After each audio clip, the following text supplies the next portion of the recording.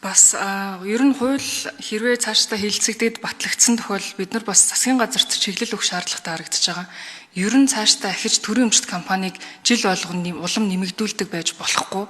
Дээрээс нь одоо алдагдaltaй ажиллаад байгаа хувийн хвшил гүйцэтгэх бүрэн дүүрэн боломжтой тэр компаниудыг татан буулгах, хувьчлах гэх мэт зүйлүүдийг маш хурдтай яаралтайгаар хийх ёстой.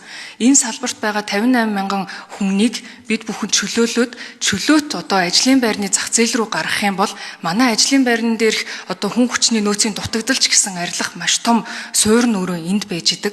Тэгэхээр ер нь бол төр өөрөө компани үйл ажиллагаа явуулаад байна гэдэг нь суурь үндсэн буруу зарчмаас гарахад энэ өөрөө ахиц гаргаж байгаа болов гэж шат гэж би бол харж байгаа. Эннийхэн дараагаар бид бүхэн ахиад яаж төрийн маш том өмчийг багасгах талд нь цаашдаа бас дараагийн алхмуудаа хийгээд засгийн газартаа чиглэлээ өгөөд ажиллах шаардлагатай гэж харж байна. За сайн зүрх гишүүн ажлыг сайхлагч хариулъя.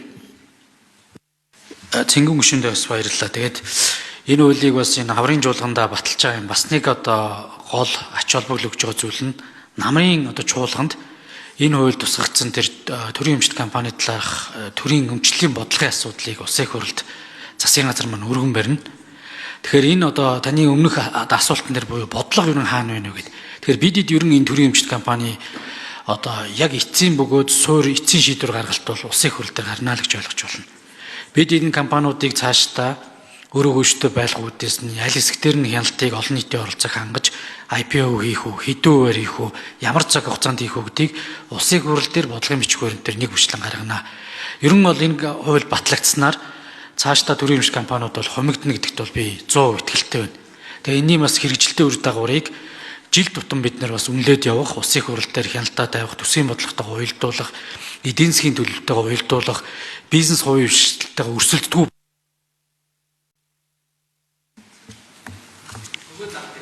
За гүйцэг хариулчих. За. Сайн зүрх гишүүн. Тэгээд ийм зүйлүүд нь яригдана. Тэгээд бас цэнгүүн гишүүнтэй би бас эдийн засгийн хэрэгжүүлээний хууль дээр бас хамтраад нэг ажлын хэсэгт байгаа. Бидний бас оруулж байгаа нэг зүйл нь энэ төрийн өмчт компаниудын бас зах зээлийн зарчим руу орохгүй буюу засаглал бас нэг болж өгөхгүй байгаа зүйл нь бол тарифын зохицуулт байна. Тэгэхээр энэ тарифын зохицуултыг бид нэр жил тутам ямар салбарууд одоо тарифын зохицуулттай байна. Энэ дээр ямар одоо тарифын зохицуултыг өөрчлөлт сулруулалт явах юм хугацааны асуудлыг нь яг засгийн газар бодиттой зарлана.